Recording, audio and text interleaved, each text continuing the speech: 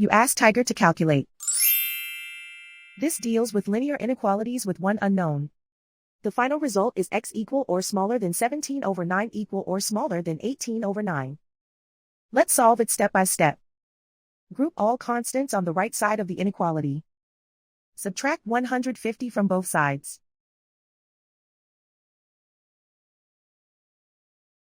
Simplify the arithmetic.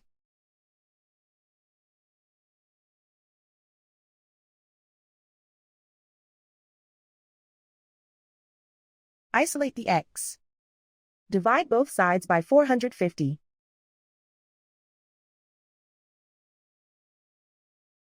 Simplify the fraction.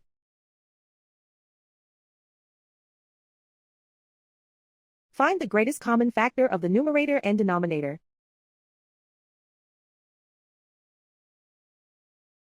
Factor out and cancel the greatest common factor.